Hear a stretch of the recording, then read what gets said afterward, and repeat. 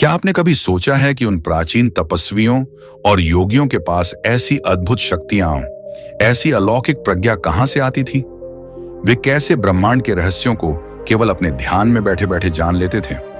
हम अक्सर उनकी साधना, उनके मंत्रों और उनके तप की बात करते हैं, लेकिन हम उस एक रहस्य को अनदेखा कर देते हैं जो उनकी पूरी आध्यात्मिक संरचना का आधार था। ये रहस्य छिपा है उनके भोजन में, या यूं कहें उनके भोजन न करने में।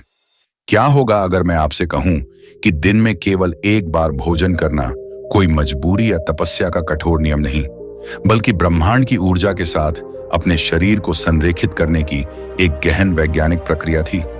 यह कोई आहार योजना नहीं, बल्कि चेतना के द्वारों को खोलने की एक प्राचीन कुंजी थी। इस प्रथा को एक भुक्त के नाम से जाना जाता था। एक दिन एक भोजन। आज के दौर में जहां हम हर कुछ घंटों में खाने के आदी हो चुके हैं, यह कल्पना भी असंभव लगती है। पर हमारे पूर्वज जानते थे कि जो ऊर्जा भोजन पचाने में खर्च होती है, वही ऊर्जा अगर बचा ली जाए तो वह ओजस में रूपांतरित हो सकती है। एक ऐसी दिव्य ऊर्जा जो आपको साधारण मनुष्य से असाधारण योगी बना सकती है। आज की इस यात्रा में हम इसी गुप्त ज्ञान के पर्दों को उठाएंगे। हम जानेंगे कि क्यों प्राचीन गुरु दिन में केवल एक बार भोजन करते थे। हम केवल शास्त्रों के श्लोकों को नहीं दोहराएंगे, बल्कि उस गुह्य विज्ञान को समझेंगे जो अन्न, प्राण और चेतना के बीच के संबंध को उजागर करता है। हम यह भी खोजेंगे कि कैसे यह प्राचीन पद्धति आज के आधुनिक जीवन में हमारे लिए एक शक्तिशाली उपकरण बन सकती है। सिर्फ स्वस्थ रहने के लिए नहीं, बल्कि अपनी चेतना के उच्चतम शिखर तक पहुंचने के लिए। तो तैयार हो जाइए उस रहस्य को जानने के लिए जो हजारों वर्षों से हिमालय की गुफाओं और आरण्यकों में छिपा हुआ था। एक भुक्त का सिद्धांत किसी एक गुरु की व्यक्तिगत पसंद नहीं थी, बल्कि यह उस गहन ज्ञान परंपरा की नींव पर आधारित था जिसे आज हम सनातन धर्म कहते हैं। इसके सूत्र हमें योग, वेद और आयुर्वेद के हर कोने में मिलते हैं। इसे समझने के लिए हमें सबसे पहले मिताहार के सिद्धांत को समझना होगा। भगवत गीता के 6ठे अध्याय में श्री कृष्ण योगी के लक्षणों का वर्णन करते हुए कहते हैं, युक्ताहार विहारस्य युक्त चेष्टस्य कर्मसु जश युक्त स्वप्नाव बोधस्य योगो भवति दुखा। इनाम अर्थात जो भोजन, निद्रा, विहार और कर्म में युक्त यानी संतुलित है, उसी का योग दुखों का नाश करने वाला होता है। यहाँ युक्ताहार का अर्थ केवल सही भोजन नहीं, बल्कि संतुलित और संयमित भोजन है। यह भोजन के प्रति एक दृष्टिकोण है, शरीर को एक यंत्र की तरह देखना, जिसे केवल उतना ही ईंधन चाहिए जितना आवश्यक हो, न कि इंद्रियों के भोग के लिए। प्राचीन योगियों ने इसी युक्ताहार के सिद्धांत को अपनी पराकाष्ठा तक पहुंचाया। हठ योग प्रदीपिका जैसे ग्रंथ, जो योगियों के लिए एक निर्देश पुस्तिका की तरह है, स्पष्ट रूप से कहते हैं कि योगी को अपनी भूख से आधा पेट भोजन करना चाहिए, 1/4 जल के लिए छोड़ना चाहिए और शेष 1/4 वायु के संचरण और ईश्वर चिंतन के लिए रिक्त रखना चाहिए। लेकिन यह दर्शन केवल आध्यात्मिक नहीं था, यह पूरी तरह से वैज्ञानिक भी था। हमारे ऋषियों ने शरीर को एक ब्रह्मांडीय प्रयोगशाला के रूप में देखा। आयुर्वेद के अनुसार हमारे शरीर में अग्नि या जठराग्नि होती है, वह पाचक अग्नि जो भोजन को ऊर्जा में बदलती है। जब हम बार बार भोजन करते हैं तो यह अग्नि मंद पड़ जाती है, ठीक उसी तरह जैसे लगातार लकड़ी डालने से आग बुझने लगती है। भोजन ठीक से पचता नहीं और आम यानी विषैले तत्व पैदा करता है। यही आम शरीर में आलस्य, रोग और मानसिक अशांति का मूल कारण है। इसके विपरीत जब एक योगी केवल एक बार भोजन करता है तो वह अपनी जठराग्नि को प्रचंड होने का पूरा समय देता है। यह शक्तिशाली अग्नि न केवल उस भोजन को पूरी तरह से पचाकर उसके सार यानी रस को निकाल लेती है, बल्कि शरीर में पहले से जमा आम को भी भस्म कर देती है। यही शुद्ध रस आगे चलकर ओजस का निर्माण करता है, वह सूक्ष्म ऊर्जा जो चेहरे पर तेज, बुद्धि में प्रखरता और आत्मा में बल प्रदान करती है। प्राचीन ग्रंथों में भोजन की आदत के आधार पर मनुष्यों को 4 श्रेणियों में बांटा गया है। योगी, जो दिन में एक बार खाता है वह ऊर्जा का स्वामी है। भोगी, जो दिन में 2 बार खाता है वह इंद्रियों का सुख भोगता है। रोगी, जो दिन में 3 बार खाता है वह रोगों को निमंत्रण देता है। द्रोही, जो इससे भी अधिक बार खाता है वह अपने ही शरीर के साथ द्रोह करता है। यह विभाजन कठोर लग सकता है, लेकिन यह ऊर्जा के एक मौलिक सिद्धांत को दर्शाता है। यह हमें बताता है कि हमारे गुरुओं के लिए भोजन केवल पेट भरने की क्रिया नहीं, बल्कि अपनी प्राण शक्ति को नियंत्रित और संवर्धित करने का एक आध्यात्मिक यज्ञ था। उनका लक्ष्य शरीर को पोषित करना मात्र नहीं, बल्कि शरीर के बंधनों से परे जाना था। तो यह रूपांतरण होता कैसे है? कैसे अन्न का एक ग्रास ओजस की दिव्य ऊर्जा में बदल जाता है? इसका रहस्य समझने के लिए हमें शरीर विज्ञान से कहीं ज्यादा गहरे शरीर के ऊर्जा विज्ञान को समझना होगा। आधुनिक विज्ञान भी आज यह मानने लगा है कि पाचन क्रिया, डाइजेशन, हमारे शरीर की सबसे अधिक ऊर्जा खर्च करने वाली प्रक्रिया है। सोचिए, आपके शरीर के पास हर दिन 100 यूनिट ऊर्जा है।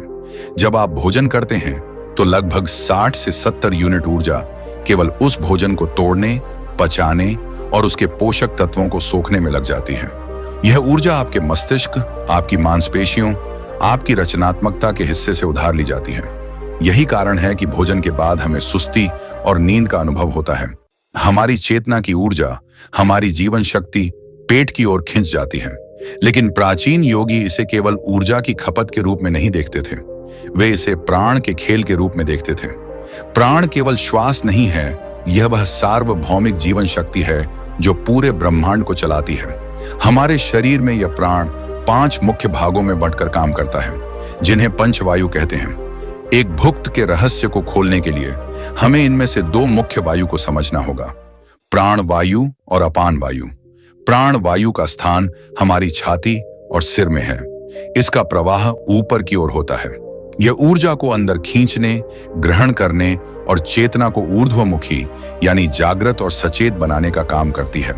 हमारी सारी आध्यात्मिक क्षमताएं प्राण वायु की शक्ति पर निर्भर करती हैं। दूसरी ओर है अपान वायु। इसका स्थान नाभि के नीचे है और इसका प्रवाह नीचे की ओर होता है। इसका काम शरीर से चीजों को बाहर निकालना है, मल मूत्र का त्याग और सबसे महत्वपूर्ण, भोजन को नीचे की ओर धकेल कर पचाना।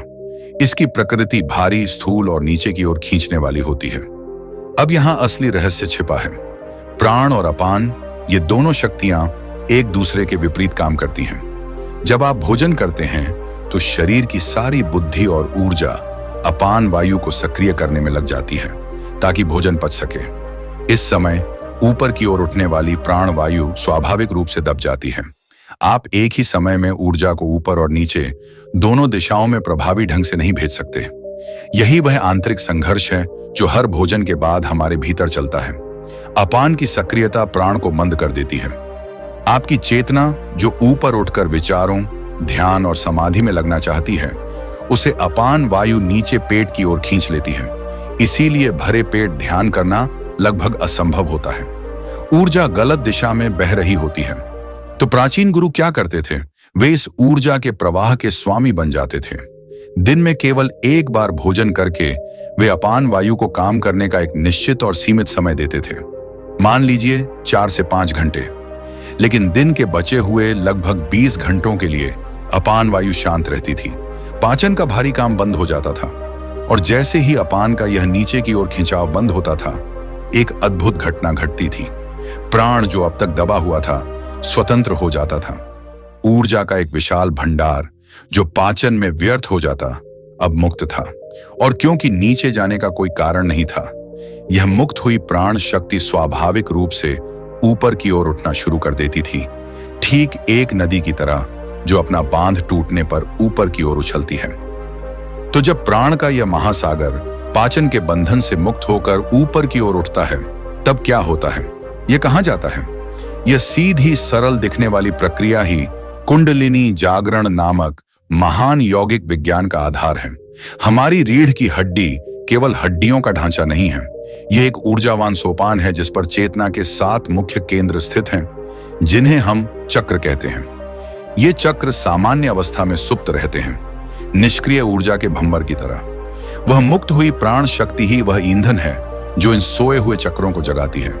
जब अपान वायु शांत होती है तो यह ऊर्ध्वमुखी प्राण शक्ति मूलाधार से उठकर एक एक चक्र को भेदती, शुद्ध करती और जागृत करती हुई सहस्रार यानी शीर्ष चक्र तक पहुंचने का प्रयास करती है। हर एक चक्र का जागरण चेतना के एक नए स्तर को खोलता है, एक नई क्षमता को प्रकट करता है। एक भुक्त की साधना इस कुंडलिनी यज्ञ में आहुति देने के समान है। हर वो घंटा जब योगी भोजन नहीं करता, वह अपनी प्राण शक्ति को संचित कर रहा होता है ताकि उसकी चेतना की उड़ान और ऊंची हो सके। इसे एक और तरह से समझिए, आपका शरीर एक वाद्य यंत्र की तरह है। मान लीजिए एक सितार। यदि सितार के तार मोटे और गंदे हों, उस पर धूल जमी हो, तो क्या उससे मधुर संगीत निकल सकता है? कभी नहीं। ठीक इसी तरह यदि हमारा शरीर हर समय भोजन पचाने के भारी काम और उससे उत्पन्न होने वाले विषैले तत्वों, आम के बोझ तले दबा हो, तो चेतना के सूक्ष्म स्वर इससे कैसे प्रकट हो सकते हैं? एक भुक्त इस सितार को साफ करने, उसके तारों को कसने की प्रक्रिया है। जब पाचन तंत्र 20 घंटे शांत रहता है, तो शरीर अपनी सारी ऊर्जा आत्मशुद्धि और मरम्मत में लगाता है। स्नायु तंत्र, नर्वस सिस्टम शांत और स्थिर हो जाता है। जब भीतर का यह शोर शांत होता है, तब योगी की संवेदनशीलता हजारों गुना बढ़ जाती है।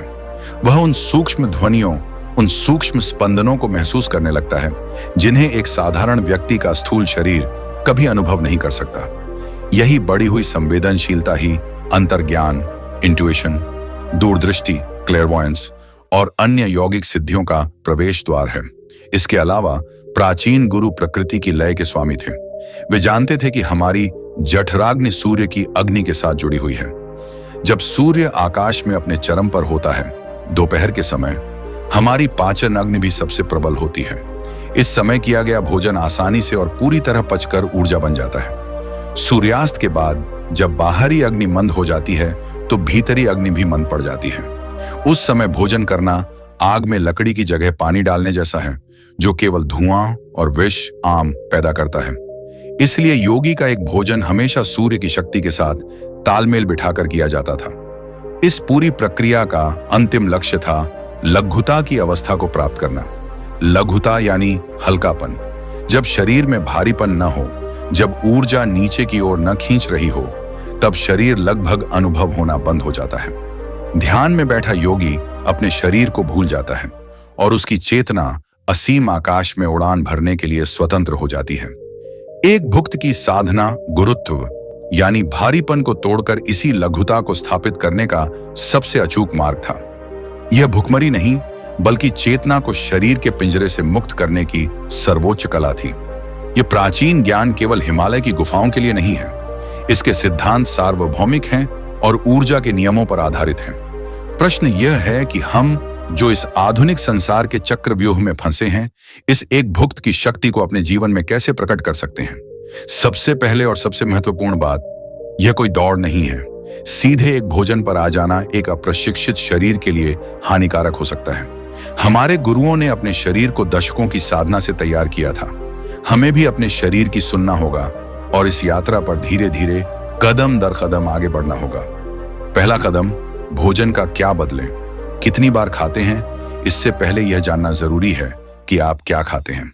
अपनी थाली में से तामसिक, भारी बासी प्रोसेस्ड और राजसिक अत्यधिक मसालेदार, उत्तेजक भोजन को धीरे धीरे कम करें। सात्विक भोजन को अपनाएं। ताजे फल, सब्जियां, अंकुरित अनाज, मेवे।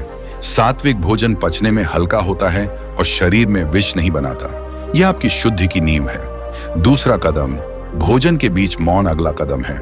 दिन भर कुछ न कुछ खाते रहने की आदत को तोड़ना। अपने भोजन का समय निश्चित करें।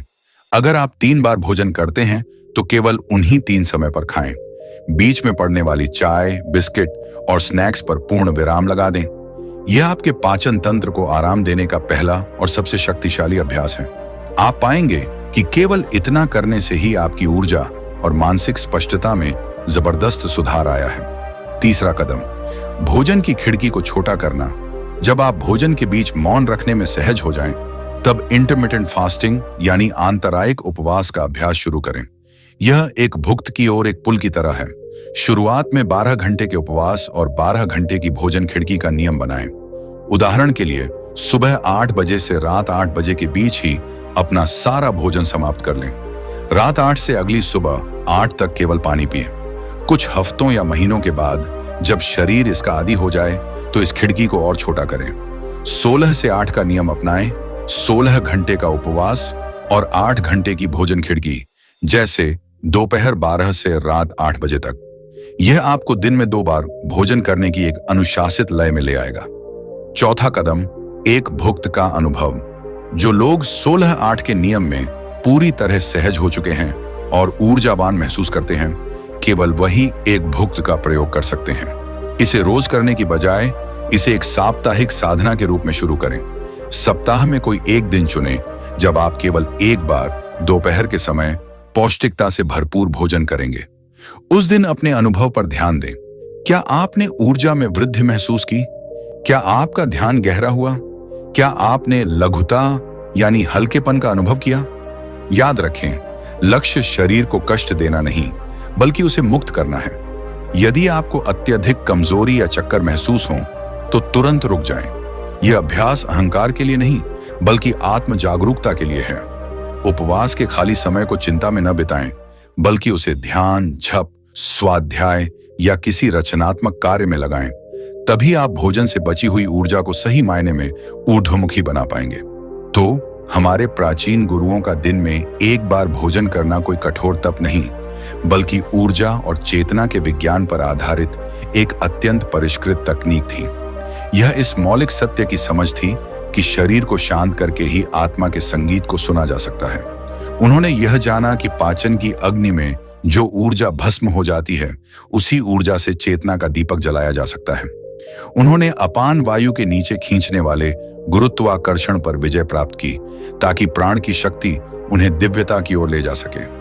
उन्होंने अपने शरीर को एक भारी बोझ से एक हल्के पारदर्शी माध्यम में बदल दिया, जिससे होकर ब्रह्मांडीय ज्ञान सहजता से प्रवाहित हो सके। उनका लक्ष्य इंद्रियों को तृप्त करना नहीं, बल्कि इंद्रियों के पार जाना था। यह ज्ञान आज भी उतना ही प्रासंगिक है, शायद पहले से कहीं ज्यादा।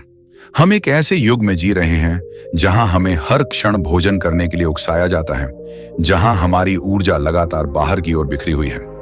आपको कल से ही एक भुक्त का पालन करने की आवश्यकता नहीं है, लेकिन आप इस दर्शन के सार को अपने जीवन में अपना सकते हैं। मिताहार का सिद्धांत अपना सकते हैं। अगली बार जब आप अपनी थाली की ओर देखें तो एक क्षण के लिए रुकें और स्वयं से पूछें, क्या मैं यह भोजन शरीर की आवश्यकता के लिए कर रहा हूं या केवल मन की आदत के लिए? क्या यह मुझे ऊर्जा देगा या मेरी ऊर्जा मुझसे छीन लेगा? आपके भोजन का हर ग्रास एक चुनाव है, भारीपन और आलस्य का या हल्केपन और जागरूकता का, शरीर के बंधन का या चेतना की स्वतंत्रता का। हमारे पूर्वजों ने हमें एक कुंजी दी है। जो अपने अन्न को साधना सीख लेता है, वह अपनी ऊर्जा का स्वामी बन जाता है, और जो अपनी ऊर्जा का स्वामी है, वही अपने भाग्य का सच्चा निर्माता है। इस ज्ञान पर विचार करें। अपनी यात्रा आज ही एक छोटे कदम से शुरू करें।